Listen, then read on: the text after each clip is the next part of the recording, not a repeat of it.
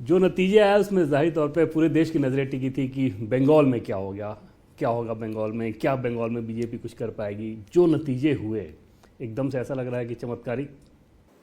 नहीं, चमत्कार तो नहीं है, ये स्वाभाविक है।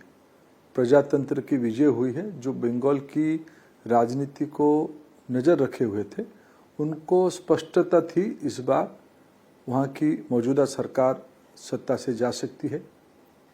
जिस प्रकार के पिछले 5 साल से 2021 के बाद जिस प्रकार की रवैया उन्होंने अपनाया और भारतीय जनता पार्टी की जिस प्रकार की एक अभ्युदय हुई, उस अभ्युदय के तुरंत जिस प्रकार के उन्होंने अत्याचार शुरू किया, उस अत्याचार धीरे धीरे बंगाल की जनता के ऊपर होने लगा, महिलाओं के ऊपर होने लगा, युवाओं के हितों के ऊपर अनदेखी की गई, किसानों की अनदेखी की गई।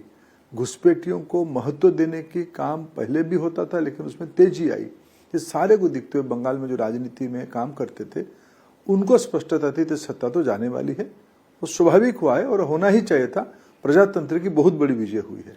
चमत्कारिक इस लिहाज से कि 2006 में बीजेपी वहां पर शून्य में थी और 20 साल के अंदर 206 का आंकड़ा, मतलब ये सफर, ये अपने आप में ये सामान्य राजनीतिक दल इस तरह से नहीं, देखो ये वजह क्या थी? भारतीय जनता पार्टी की क्रम विकास ग्रोथ को आप देश में देखिए।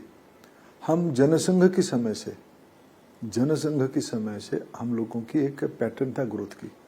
फिर माननीय स्वर्गीय अटल जी के नेतृत्व हमको मिला, आडवाणी जी के नेतृत्व मिला, उस समय में एक बड़ा जंप हुआ। पिछले 2014 के उपरांत जब देश की दायित्व माननीय प्रधानमंत्री नरेंद्र मोदी जी ने संभाला, उनके साथ एक योग्य टीम संगठन में और सरकार में काम कर रही है, उस समय में हमारी जो रणनीति रह रही है, आखिर हमारे उद्देश्य लोगों के कल्याण करना, सेवा करना, उसके लिए अच्छा नीति चाहिए, योजना चाहिए, मेहनत चाहिए, फल चाहिए। इसमें एक भरोसा बनता है, एक विश्वास बनता है। आज इस प्रकार की भरोसा को प्रधानमंत्री जी ने देशव्यापी प्रतिष्ठित करवा पाए हैं। इसीलिए जो आपको एक ग्रोथ दिख रहा है ना, इस प्रकार की पहला एक्सपेरिमेंट नहीं है। हम अनेकों राज्यों में, हमने त्रिपुरा में बड़ा जंप किया, हमने हरियाणा में बड़ा जंप किया, हमने महाराष्ट्र में अपने दम पे सरकार बनाने की स्थिति में आ गए थे। हम उड़ीसा में एक ग्रेजुअल ग्रोथ में हम पहले 3 नंबर से 2 नंबर बने, 2 नंबर से 1 नंबर बने।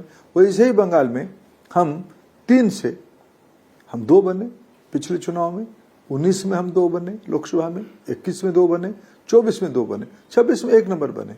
ये तो पॉलिटिकल ग्रोथ है, लीडरशिप के ऊपर विश्वसनीयता और पार्टी के असंख्य कार्यकर्ताओं की परिश्रम। ये दोनों जब एक मैट्रिक्स पे आ जाता है फिर अपेक्षित रिजल्ट आ ही जाता है। आप लोगों के फाउंडर मेंबर श्यामा प्रसाद मुखर्जी जी के समय से अंग बंग कलिंग वाली जो बात चल रही थी, जाहिर तौर पे इस सपने का पूरा होना बहुत ज़्यादा सेटिस्फैक्टरी लग रहा हो। देखिए, बंगाल के चुनाव को मैं ऐसे देखता हूँ, एक राजनीतिक और सामाजिक कार्यकर्ता के नाते इस देश की पिछले 100 सालों में आपको याद करना पड़ेगा 1905 में बंग भंग क्यों हुआ। उस समय की जो नेतृत्व था बंगाल तो उस समय में देश की राजनीति का एक प्रकार से राजधानी था। थोड़े ही दिन पहले दिल्ली आया था राजधानी।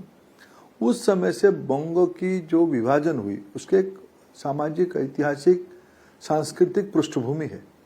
उस समय से जिस प्रकार से बंगाल की डेवलपमेंट हुई, ईस्ट बंगाल हो, वेस्ट बंगाल हो, बाद में बांग्लादेश हो, उसमें एक हिस्टोरिकल बैकग्राउंड था उसकी।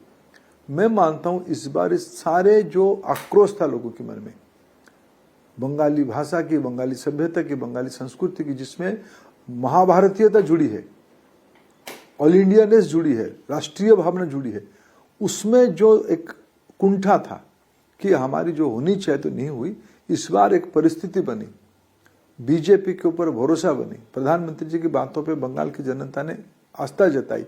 उसी में इस सही श्रद्धांजलि जो कॉज के लिए श्यामा प्रसाद जी ने अपनी जिंदगी का बलिदान दिया था, देश चलना कैसे चाहिए, देश की सोच कैसे होनी चाहिए, उसमें बंगाल की राजनीति की बड़ा प्रभाव था। उस बंगाल की राजनीति को अभी भारतीय जनता पार्टी को एक अवसर दे रहा है।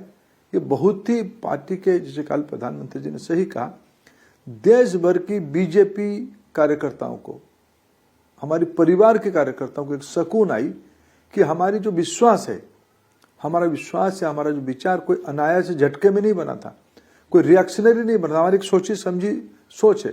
और बंगाल के इक्वेशन को और आगे समझेंगे, लेकिन जैसे कि आपने कहा कि पीएम का फोकस बहुत था पूर्वोत्तर पे, और 2014 के बाद से ही देखें तो ऐसा लगता है कि पूर्वी भारत और पूर्वोत्तर उनकी जो फ्लैगशिप स्कीम है, वेलफेयर स्कीम हो या फिर इंफ्रास्ट्रक्चर डेवलपमेंट, एक तरह से लेबोरेटरी बना हुआ है, उसका ये नतीजा आ रहा है निश्चित रूप कि में उड़ीसा, इसको बंगाल। देखिए, मैं आता हूँ उड़ीसा से। मैं पिछले 12 साल में मेरे को माननीय प्रधानमंत्री ने अवसर दिया, मैं ऐसा कोई कैबिनेट मीटिंग नहीं देखता हूँ जिसमें देश की विकास की योजना नहीं होती है और उस विकास की योजना में पूर्वी भारत की लायन शेयर नहीं होती है। यहाँ हिस्टोरिकली हम बहुत पीछे थे। अगर आज सड़क में प्रधानमंत्री सड़क योजना बनती है तो सबसे ज्यादा लाभार्थी कहाँ ज्यादा नहीं सड़क बना था? पूर्व भारत में नहीं बना था। अगर बाढ़ सुखाड़ के इलाका कहीं ज्यादा था तो पूर्व भारत में था। अगर यहाँ गरीबी कहाँ था, कामकाजी लोग कहाँ सबसे ज्यादा देश की है, माइग्रेटरी लेबर कहाँ है, बिहार की है, झारखंड की है, बंगाल की है, उड़ीसा की है। इस सब इलाका में अगर रोजगार सृजन होता तो लोग बाहर क्यों करने जाते? आपको उज्ज्वला मैन भी कहा गया है कि जब आपकी मिनिस्ट्री ने वो स्कीम लागू किया उसमें पूर्वी भारत में उसका बहुत ज़्यादा फोकस रहा। क्या उस समय संदेश रहता था पूर्वी भारत को लेकर पीएम मोदी का? उसमें पूर्वी भारत की जब कल्पना करते थे प्रधानमंत्री जी बहुत सार्वजनिक मंच में कहे, जब तक भारत माता की दोनों भुजाएं इकट्ठा नहीं होते हैं तब देश की विकास नहीं हो पाएगा।